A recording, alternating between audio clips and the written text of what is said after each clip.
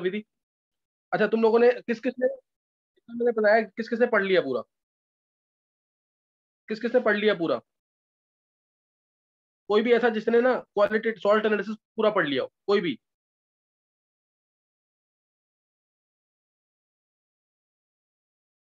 देखो पता है इससे ना फायदा नहीं होगा बिल्कुल, फिर तो फिर कोई यूज ही नहीं है, फिर इसको अगर नहीं करा ना, मतलब 70-80% भी नहीं किया है, ये इतना इंपॉर्टेंट टॉपिक है कि कहीं पे होगा नहीं दोबारा, और 12th वालों को तो करना ही करना है ये। लास्ट टाइम में जो मैंने जो पढ़ाया मैं उसको रिकॉल कर रहा हूँ एक बार। मैंने लास्ट टाइम पढ़ाया था सल्फाइड आयन। मैं आज ज्यादा नहीं पढ़ाऊंगा फिर तुम्हें, क्योंकि तुम लोगों ने जब किया नहीं ना तो फायदा नहीं होगा फिर ऐसे। लास्ट टाइम मैंने तुम्हें पढ़ाया S2 माइनस। S2 माइनस के लिए पहले मैंने तुम्हें दिखाया कि किसका इसके साथ प्रेसिपिटेट एक्चुअल में किसका बनता है, वो तुम सबने पढ़ा हुआ है। S2 माइनस के साथ एमोनियम फर्स्ट ए सेकेंड ए, ये सब प्रेसिपिटेट हो जाते हैं अगर S2 माइनस सफिशिएंट अमाउंट में। क्लियर? अगर S2 माइनस सफिशिएंट अमाउंट में है। लेकिन अगर सफिशिएंट अमाउंट में नहीं है, जैसे H2S इन डाइल्यूट HCl, इसमें सफिशिएंट अमाउंट में नहीं होंगे, क्यों? क्योंकि इसमें कॉमन एंड इफेक्ट लग रहा है। H2S टूटेगा, 2H plus plus S2 minus, और दूसरा HCl जो है इस पे कॉमन एंड इफेक्ट लगाएगा, इससे H प्लस आयंस बढ़ जाएंगे, ये बढ़ गए तो रिएक्शन ऊपर वाली बैकवर्ड जाएगी, और S2 माइनस जो है वो कम हो जाएगा। कम होने के बावजूद ये प्रेसिपिटेट किसको करेगा? ग्रुप फर्स्ट को, यानी Ag प्लस को, Hg22 प्लस को, और Pb2 प्लस को, इसको ग्रुप फर्स्ट फर्स्ट को और सेकंड ए और सेकंड बी को प्रेसिपिटेट बना देगा। कोई doubt Vidhi? No sir. First को सेकंड ए और सेकंड बी को प्रेसिपिटेट बना देगा, ये तुम्हें मैंने बता रखा था। अब उसके बाद अगर ये पहला केस, दूसरा केस, अगर सिर्फ H2S है, उस केस में क्या होगा? H2S का आयन का कंसेंट्रेशन थोड़ा ज्यादा हो जाएगा, 2H plus plus H2 minus. मान लो इधर कंसेंट्रेशन, मैं एक एग्जांपल ले रहा हूँ, मान लो इधर कंसेंट्रेशन था 10 मोलर, मैं एक एग्जांपल ले रहा हूँ, सिर्फ दोबारा बोल रहा हूँ, अदरवाइज 0.1 0.2 मोलर होता है, यहाँ 10 मोलर था अगर, तो यहाँ पे कितना हो जाएगा? 15 मोलर, ज्यादा हो जाएगा ना इधर H2 माइनस। तो यस। उसके बाद, हाँ तो ज्यादा हो गया। तो अब ये तो फर्स्ट, ये किसको कर रहा था? मलिका ने भी ज्वाइन कर दिया, फर्स्ट ए और सेकंड ए को, फर्स्ट ए सेकंड ए को प्रेसिपिटेट कर रहा था ये। फर्स्ट को, सॉरी, फर्स्ट को और सेकंड ग्रुप को, फर्स्ट एंड सेकंड ग्रुप लिखना। फर्स्ट से सेकंड तो अल्कली और अर्थ मेटल्स होते हैं। First group second group, first group यानी एजी हाँ जी पिलावाई वाला, सेकंड ग्रुप यानी क्यों भाई हाँ जी पिलावाई कोल्ड ड्रिंक येलो वाली, और या फिर सांस double S double A double S. और H2S अगर आ जाता है तो H2 माइनस बढ़ जाएगा, इसलिए एक और आ जाएगा, आयन ऐड हो जाएगा, और वो क्या है? ZnS। ZnS और ऐड हो जाएगा, समझे कि नहीं? तो ये ZnS ऐड हो जाएगा, प्लस ऊपर वाले यानी फर्स्ट सेकंड और ZnS, इनको प्रेसिपिटेट बना देगा। H2 माइनस अगर डायलूट H2S से आ रहा है। फिर तीसरा केस, अगर H2S आ रहा है OH आयंस के साथ, तो इस केस में क्या होगा?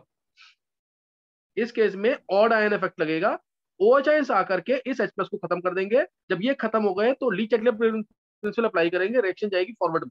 फॉरवर्ड में जाएगी तो H2 माइनस अब सफिशिएंट अमाउंट में हो जाएंगे। अब H2 माइनस सफिशिएंट अमाउंट में हो जाएंगे, इसलिए एमोनियम फर्स्ट ए सेकंड ए, इसको छोड़ करके, यही बताया ना ऊपर, इसको छोड़ करके सबका प्रेसिपिटेट बन जाएगा। इसको छोड़ करके क्या होगा? सबका प्रेसिपिटेट बन जाएगा। कोई डाउट? No sir. समझ आ गया कि नहीं? ये यस। विधि तुम्हारा डाउट क्लियर हो गया इससे? हाँ सर, वो पिछली बार ना आपने टेबल में अलग लिखवा दिया था, मतलब इनका भी आपने प्रेसिपिटेट लिखवाया था शायद।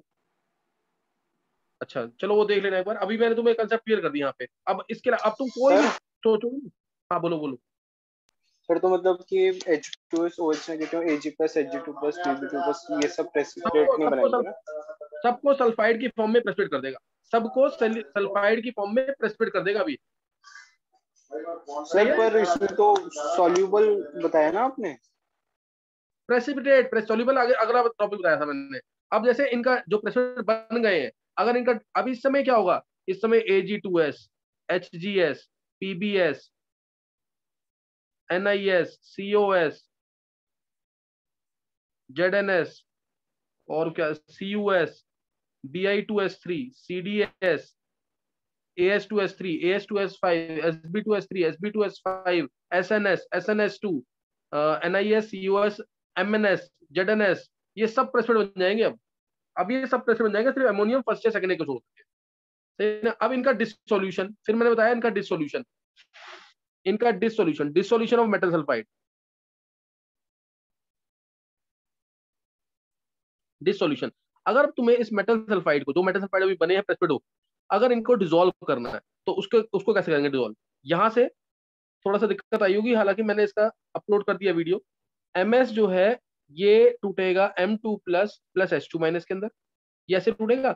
अब अगर हमें इसको डिसॉल्व करना है तो हमें इस रिएक्शन को फॉरवर्ड डायरेक्शन में ले जाना है, फॉरवर्ड डायरेक्शन में ले जाना है, मतलब H2 माइनस को खत्म करना है, H2 माइनस को खत्म करना है तो पॉजिटिव आयन चाहिए, पॉजिटिव आयन चाहिए मींस एसिड।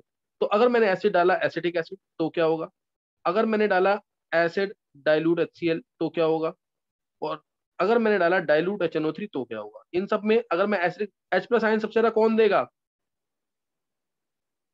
ये तो बहुत कम देगा, ये थोड़े ये ज्यादा देगा, सबसे ज्यादा ये देगा, ये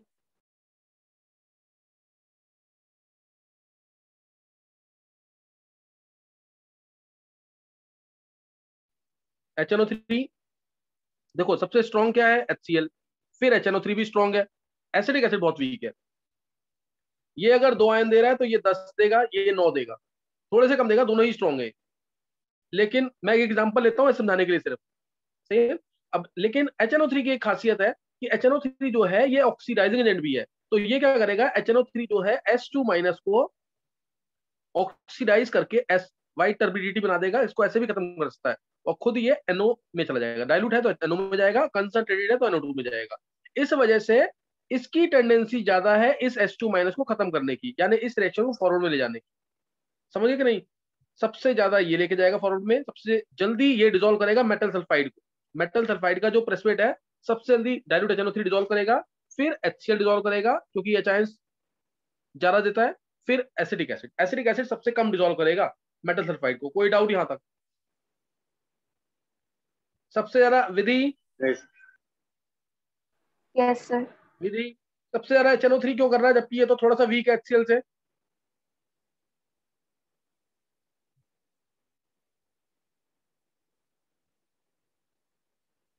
वेदांत तू बता एक बार, वेदांत।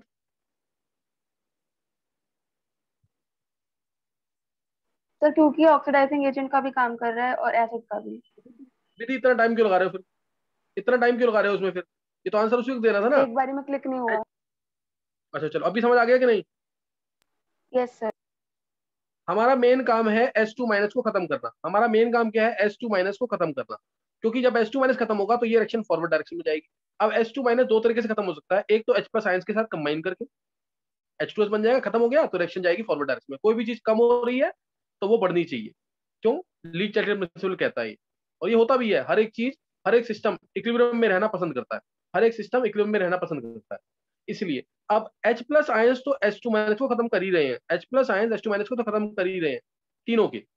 अब HNO3 जो है ये हल्का सा वीक एसिड है HCl से, हालांकि दोनों ही ये स्ट्रॉन्ग है, लेकिन फिर भी हम HNO3 को प्रेफर करते हैं इन रिमूविंग H2 माइनस। क्यों, HNO3 एक तो इसको खत्म कर रहा है H प्लस प्रोवाइड करके, दूसरा ये इसको खत्म कर रहा है इसको ऑक्सीडाइज करके S के अंदर, इसीलिए HNO3 जो है सबसे जल्दी मेटल सल्फाइड का प्रेसिपिटेट बनाएगा, मेटल सल्फाइड को डिसॉल्व करेगा, मेटल सल्फाइड को सबसे जल्दी ये क्या करेगा, डिसॉल्व करेगा।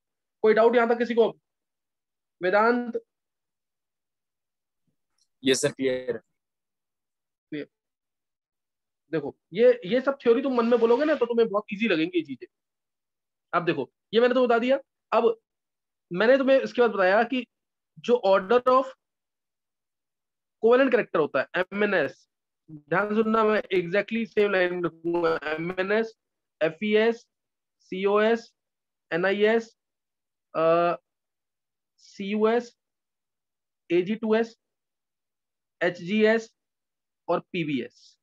अगर मैं इनको लूँ, सिर्फ मैंने इनको लिख दिया है, देखो ये तो तुम्हें समझ आ गया होगा, इंक्रीजिंग एटॉमिक नंबर में, ये तो सब इंक्रीजिंग एटॉमिक नंबर में, MN FE CO NI CU increasing atomic number में, उसके बाद AG हाजी पिला भाई, उसके बाद AG हाजी पिला भाई, ये ऐसे लिखा हुआ है। अब यहां से यहां तक जब हम जाएंगे, ध्यान देना, MNS से लेकर के हम जाएंगे जब HGS तक, ये ऐसे गए HGS तक, तो कोवेलेंट कैरेक्टर बढ़ेगा। पीरियड में जा रहे हैं, पीरियड में जाते हैं तो साइज छोटा होता है तो शेयर करने की टेंडेंसी बढ़ती है, इससे कोवेलेंट कैरेक्टर बढ़ेगा। और 3D से 5D की तरफ जाते हैं तो ये मैंने तुम्हें बताया हुआ है पीरियोडिक प्रॉपर्टीज के अंदर कि इसमें भी जेड इफेक्टिव बढ़ता है जबकि कम होना चाहिए। क्यों? क्योंकि पुअर स्क्रीनिंग इफेक्ट आ जाता है 4F का बीच में, समझे कि नहीं? तो इसलिए इधर भी जेड इफेक्टिव होना चाहिए कम इफेक्टिव न्यूक्लियर चार्ज, क्योंकि ग्रुप में जा रहे हैं, लेकिन 3D से 5D में जेड इफेक्टिव बढ़ता है। तो इस वजह से नीचे जाने पर भी कोलन करेक्टर बढ़ेगा, और पीबीएस क्योंकि ये पी ब्लॉक का है, यहां से यहां तक कोलन करेक्टर बढ़ेगा। यानी पीबीएस और एचजीएस में से कोई पूछेगा ना कि कौन सा ज्यादा कोवेलेंट है, तो बोलेंगे एचजीएस। यानी इसका मतलब ये हो गया कि एचजीएस जो है, जितने भी मैंने लिखे हैं यहाँ पे सल्फाइड, सबसे ज्यादा कोवेलेंट है। सबसे ज्यादा कोवेलेंट क्या है? एचजीएस। और सबसे ज्यादा आयनिक की बात करूं, वैसे तो कोवेलेंट है सारे ये, सबसे ज्यादा आयनिक की बात करें तो एमएनएस आयनिक है, कोई डाउट? एचजीएस मोस्ट कोवेलेंट और एमएनएस को कहेंगे आयनिक। यहां तक किसी को कोई डाउट? सर पीबीएस एचजीएस से कम है? दोबारा बोलो। पीबीएस एचजीएस और एचजी2एस के बीच में है क्या? नहीं, पीबीएस, बस पीबीएस एचजीएस से ज्यादा आयनिक है। यानी ज्यादा आयनिक मतलब ये कम कोवेलेंट है, कोवेलेंट से ज्यादा एचजीएस है। उसको हम प्रेडिक्ट नहीं कर सकते इतना, सही है? एमएनएस सबसे ओके। ज्यादा आयनिक। अच्छा, अभी यहां तक किसी को कोई डाउट है?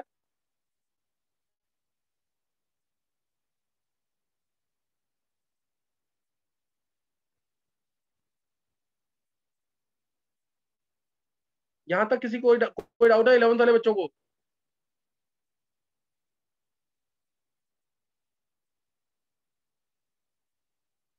11th वाले बच्चों में कौन अटेंड कर, बहुत कम बच्चे अटेंड कर रहे हैं 11th वाले।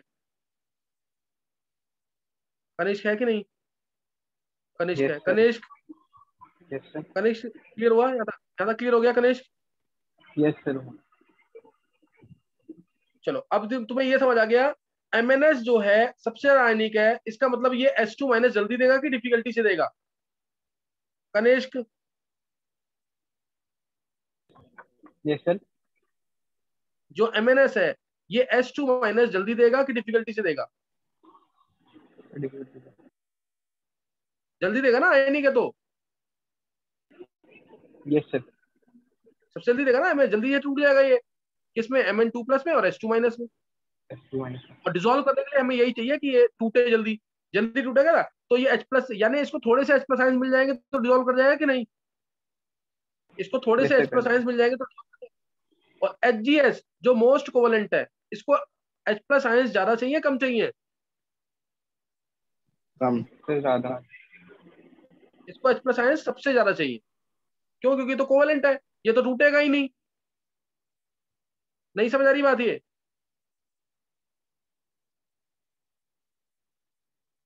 इसको तो H प्लस आयंस बहुत सारे चाहिए ना, ताकि ये बहुत ज्यादा कम हो H2 माइनस, और रिएक्शन फॉरवर्ड में जाए और ये और टूटे और डिसॉल्व करे। यानी मोस्ट आयनिक है एमएनएस, तो इसको थोड़े से भी H प्लस आयंस मिल जाएंगे तो ये डिसॉल्व कर जाएगा। इसका मतलब ये सब, देखो एसिटिक एसिड तो बहुत थोड़े से आयंस दे रहा है।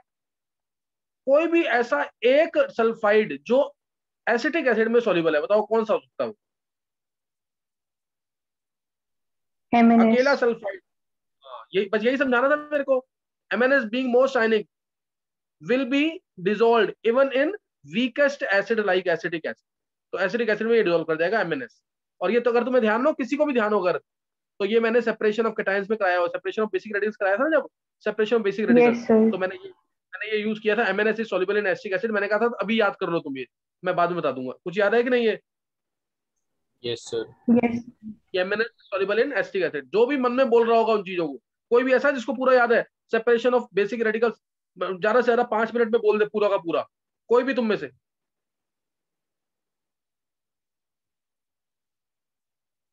नहीं, सेपरेशन ऑफ बेसिक रेडिकल वो पूरा हो जाएगा एक बार में, पूरा मन में बोल सकते हो उसको।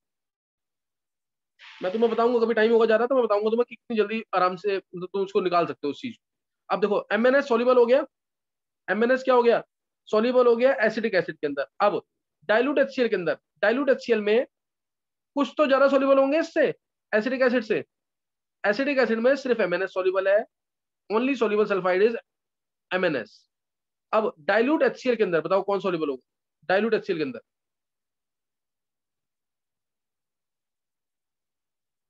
Sir HgS. एजी।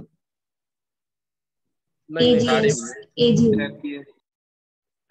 बताओ जल्दी, सोच के बताओ उसको।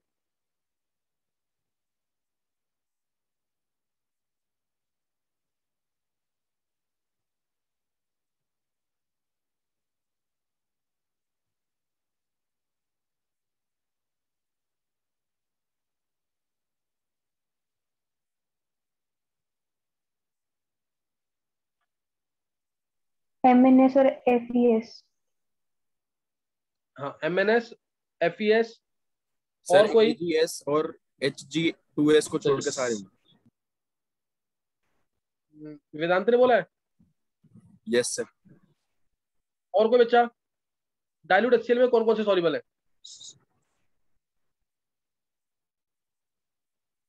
ये बच्चों ने पढ़ा हुआ पीछे। शिवा। Yes sir. कौन कौन से सॉल्युबल होंगे डाइल्यूट HCl में?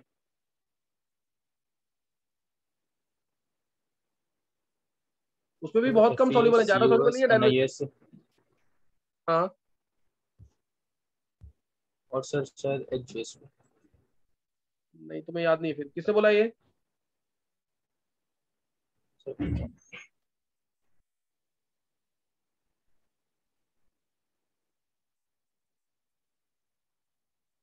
नहीं वेदांत।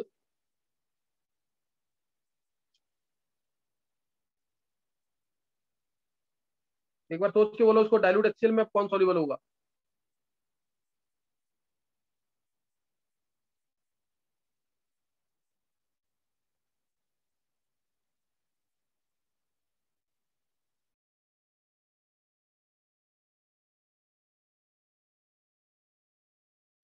सर एजी आरजी पिला भाई और MNS को छोड़ के बाकी सब। MNS तो, ये एक बार सुन अभिषेक, जब MNS एसिटिक एसिड में सॉल्युबल है तो डाइल्यूट HCl में तो सॉल्युबल होगा ही होगा ना। हाँ सर। समझ के बोलना, ऐसे क्यों बोल रहा आंसर उल्टे सीधे? तो एसिटिक एसिड इतने कम PBCl। H+ ion.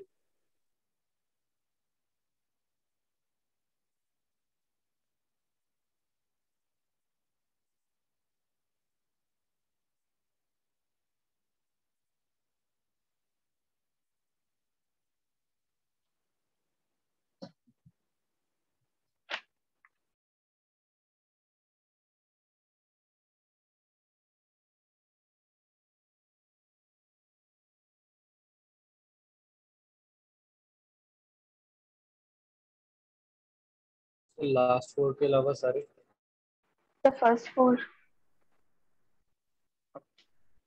मैं बता रहा हूँ उसको, अब एक बार इसको सुन लेंगे। देखो, HCl भी H+ आयन सबसे ज्यादा देगा, लेकिन HNO3 की तरह तो सॉल्युबल नहीं होंगे ना।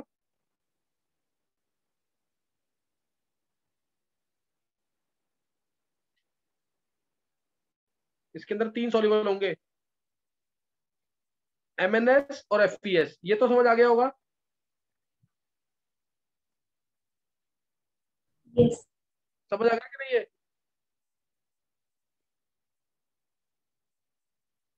MNS, अब ये 3 याद कर लेना इसके अंदर। कौन से 3 है जो सॉल्युबल है HCl के अंदर? MNS और FES में कोई डाउट नहीं होगा, क्योंकि यही दोनों सबसे ज्यादा आयनिक है।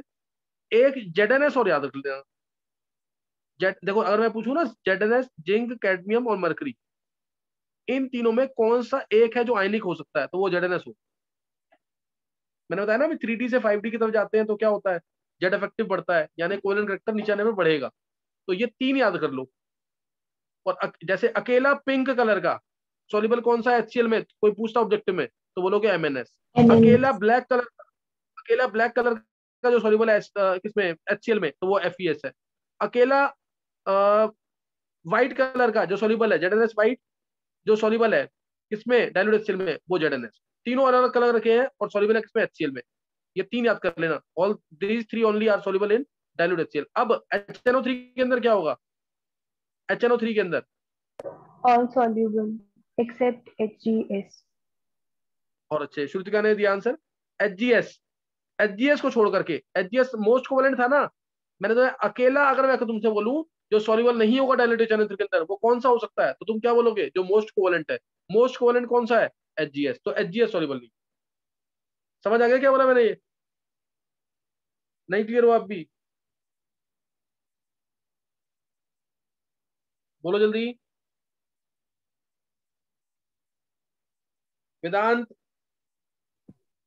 यस सर, क्लियर है। देखो अब ये याद रखना, MnS जो है एसिटिक एसिड में, FeS, ZnS और एक MnS, ये 3 सॉल्युबल है किसमें? HCl में। HNO3 में, डाइल्यूट HNO3 में सारे सॉल्युबल हैं, किसको छोड़ करके? HGS को। क्योंकि HGS कहाँ सॉल्युबल होगा, याद है किसी को कि नहीं? Aqua region. HGS तो और अच्छे, concentrated HNO3 plus concentrated HCl, concentrated HNO3 plus 3 concentrated HCl aqua regia के अंदर, इसके अंदर सॉल्युबल होगा ये, और बनाएगा HgCl2 बना देगा ये, सही ना? HgCl2 प्लस S मिल जाएगा प्लस NO, ये मिल जाएगा।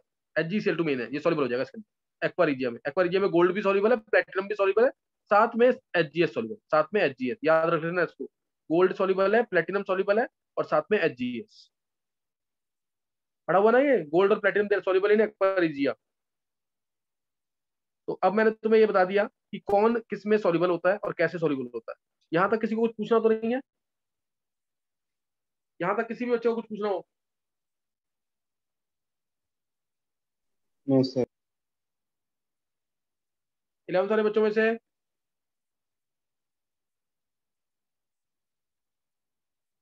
टेबल बनवाऊंगा, टेबल सबका फिर सही होना चाहिए, उसमें गलती ना हो फिर कोई। देख लो किसी को कुछ पूछना है तो।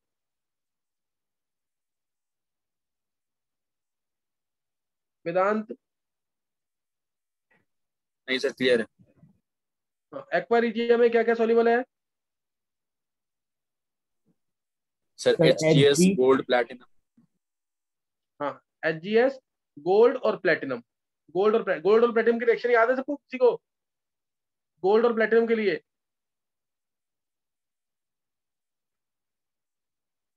गोल्ड प्लेटिनम कैसे SnCl2 सॉल्युबल वाली। होते हैं? SnCl2 वाले नहीं, वो तो AuCl3 था ना उसमें। एक्वा रीजिया में बोल रहे हैं ना, एक्वा रीजिया के अच्छा, अंदर, एक्वा रीजिया में कैसे? नहीं याद? किसी को भी याद हो गोल्ड और प्लेटिनम वाली रिएक्शन?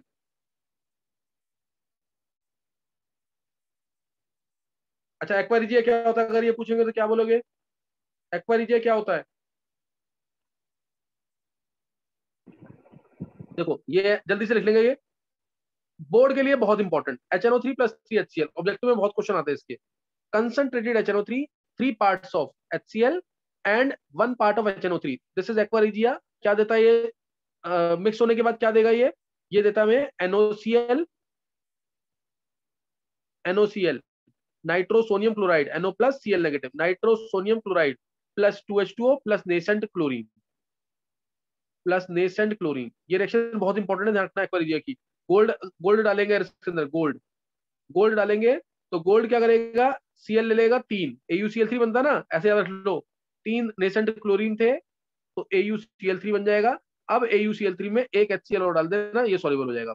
और एक क्लोराइड मिला ना, और एक क्लोराइड में HCl डाल दो, ये आ गया HAuCl4।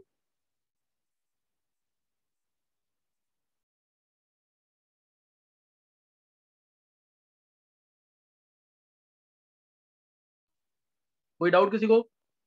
बहुत इंपॉर्टेंट रिएक्शन लिखी है ऐसी प्लेटिनम के साथ। प्लेटिनम में डालना 4Cl, क्योंकि PtCl4 बनता है, 4 नेसेंट क्लोरीन, PtCl4। PtCl4 में डालना 2HCl, PtCl4 में डालना 2HCl, तो बन जाएगा H2PtCl4। टेट्राक्लोरिडो प्लेटिनिक सेकेंड एसिड है इसका नाम, टेट्राक्लोरिडो प्लेटिनिक सेकेंड एसिड। और इसका टेट्राक्लोरिडो और एक थर्ड एसिड, ये सॉल्युबल बन गया कॉम्प्लेक्स। समझे कि नहीं? ये 12th क्लास के लिए तो बहुत इंपॉर्टेंट रिएक्शन है ये वाली सारी। मतलब इवन ये भी आ जाता है, HNO3 और 3HCl अगर मिलेंगे तो क्या क्या मिलेगा? NOCl मिलेगा और नेसेंट क्लोरीन मिलेगा। नोट कर लिया सबने ये? सर आपने नेम क्या बताया उनका? नाम ना, ये कोऑर्डिनेशन कंपाउंड्स नेमिंग है, उसमें पता लग जाएगा तुम्हें। मैंने पहले इस वाले का नाम बोला है टेट्राक्लोरिडो और एक थर्ड एसिड, और इसका बोला मैंने टेट्राक्लोरिडो प्लेटिनिक सेकेंड एसिड। सेकेंड मतलब 2 + x - 4 = 0, तो x कितना आ जाएगा? +2 आ गया ना।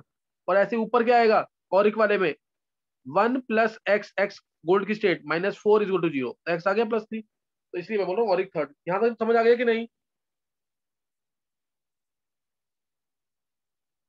किसी को कोई डाउट आप पूछ सकते हो?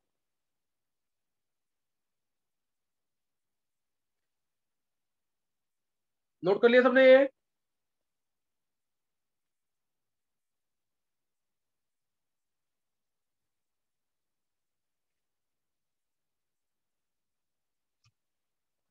वेदांत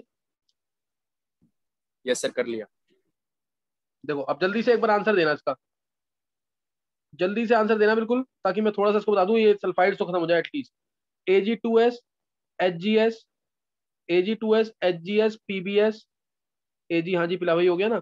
फिर CUS Bi2S3, CUS Bi2S3 PBS, PBS लिख लिया, PBS लिख लिया मैंने। उसके CDS, CDS ये लिखा मैंने।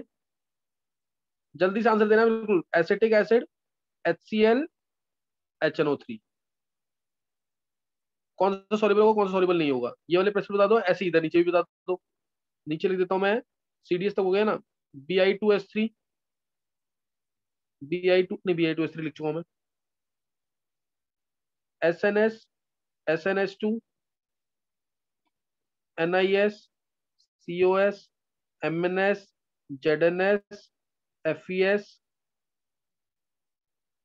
और है तो नहीं क्या कुछ? HGS रह गया एक। HGS लिखा नहीं है ना, एक HGS लिख लो यहाँ पे, HGS। चलो अब ये बताना तुम्हें, एसिटिक एसिड में, HCl में और HNO3 में कौन सा सॉल्युबल है कौन सा सॉल्युबल नहीं। जल्दी से आंसर बोल देंगे इसका।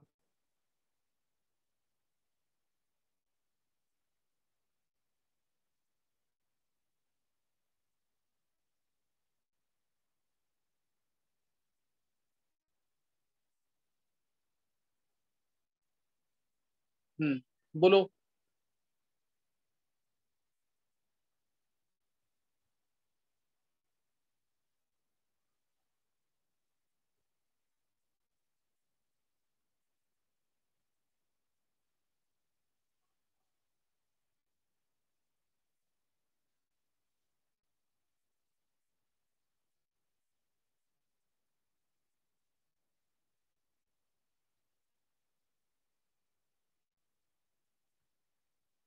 निकाला किसी ने आंसर?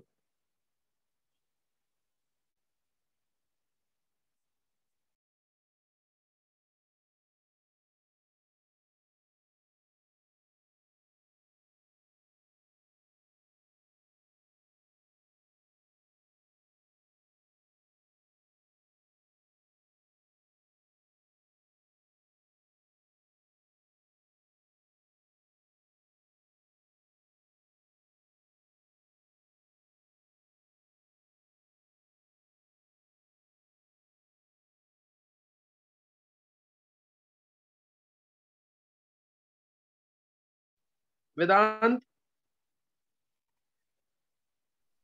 सर HCO3 में, CH3COOH में MNS होगा। हाँ बहुत अच्छे वेदांत। सिर्फ अकेला सॉल्युबल क्या होगा? MNS। किसी को कोई डाउट तो नहीं है? बाकी सब क्रॉस कर दो।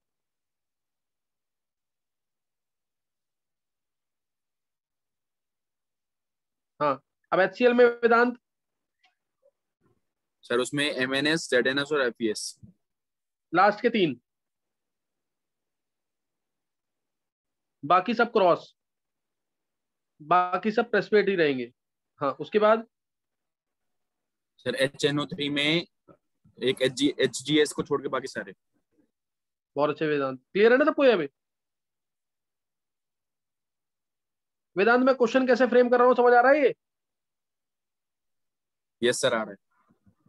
हाँ तो ये तभी कह रहा हूँ, याद करने की जरूरत नहीं है, बस वो टेबल याद होगी ना जिसको, बेसिक रेडिकल्स वाली, वो अपने आप ही क्वेश्चन बना लेगा। कलर, इनके कलर बताने की जरूरत नहीं, कलर पता है ना सबको इनके, कलर बताने की जरूरत तो नहीं है।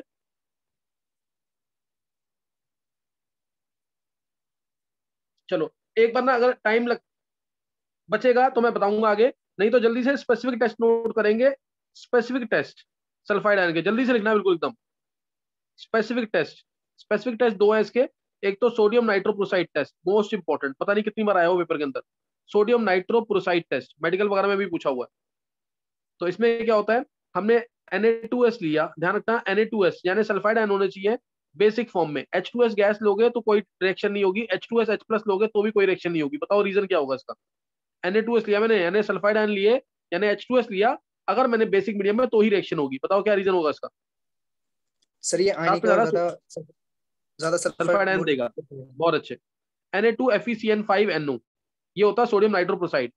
मतलब मेडिकल में तो कुछ पूछा ही नहीं था, बोला था कि सोडियम नाइट्रोप्रोसाइड का फॉर्मूला बताओ बस। तो Na2FeCN5NO, NO+1 वाला है, आयरन की शेड यहाँ +2 है, आयरन की शेड यहाँ +2 है। जब ये रिएक्शन होगी तो बन जाएगा Na4, आयरन की शेड +2 ही रहेगी, Na4FeCN5NOS, थायोनाइट्रो बनेगा ये। NOS क्या होता है, जैसे NO2 होता है नाइट्रो, O की जगह ऐसा आ गया तो बोलेंगे थायोनाइट्रो, ये बन जाएगा। और इसके 3 लिंकेज आइसोमर होते हैं, डिटेल नहीं दे रहा मैं अभी।